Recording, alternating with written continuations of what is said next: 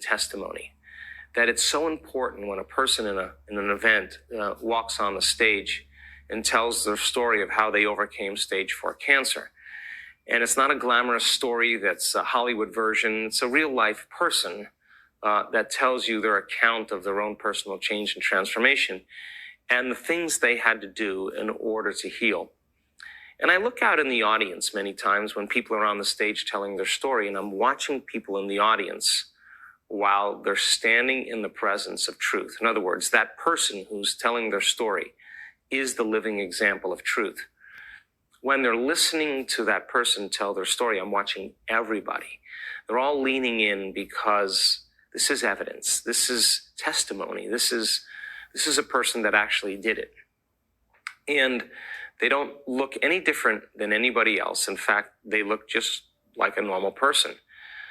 And they're paying attention to what they're saying because this is not on television. This isn't on a commercial. This isn't some movie that they're watching. This is a real person.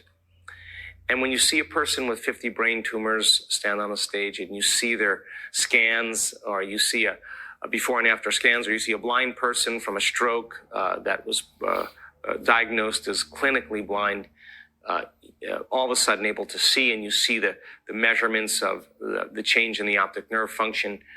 When you see the tumor shrink 75% and you see the radiographic studies, there's evidence right in front of you. And this person's telling the story. That is the 4-minute mile. That's the person who's saying, I just ran a mile under 4 minutes. I just healed myself of this rare genetic disorder. And there's always someone in the audience that relates with them. There's always someone in the audience that says, well, if that person can do it, so could I. And we are piercing this veil of consciousness that tells us that we are far greater than we think. We are more powerful than we know. We're more unlimited than we could ever dream.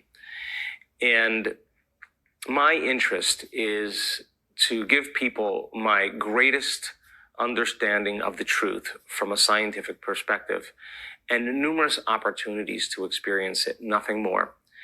And we begin to lay footprints in consciousness. We begin to lay footprints in the quantum field that is information, that is memory in the field that says this experience now is available for other people. And when you see a person in three-dimensional reality who has healed themselves, you can't stop thinking about that person and what they did. And now you start believing in yourself. You start believing in possibility. And when you believe in yourself, you have to believe in possibility. And when you believe in possibility, you have to believe in yourself. So fast forward to today. We did 19 4.5-day events where we took enormous amounts of time to do all these scientific measurements. And then I realized that people were starting just to break through on those very last days of those 4.5 days, and we sent them home. And I started thinking, wow, why don't we do week-long events? What if we had people for a whole week and they could retreat from their lives and go from philosopher to initiating that philosophy, to initiate to mastering that philosophy, from knowledge to experience to wisdom, from mind to body to soul, from thinking to doing to being, giving them numerous opportunities to practice, learning it with your head, applying it with your hands, knowing it by heart. And so we started doing these week-long events, and it is the week-long events where we see the most significant changes. We've done 20 week-long events over the last 2 years. And I can tell you I have witnessed miracles that I never thought I would see in my lifetime. And there's a movement now that's happening. There's a momentum happening. And we've distilled it down after all the research into a very simple formula. And that formula is learning how to manage your brain and your mind and create more order or coherence in your brain. And learning how to self-regulate with your emotions and be able to change your emotional state on command, so that you're not out of balance in your life.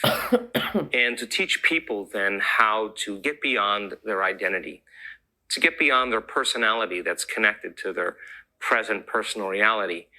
And the process of getting beyond themselves and creating from the field instead of from matter to matter begins to exert greater changes in their mind and their body and in their life. And so this series is about teaching you that process. I hope you enjoy it.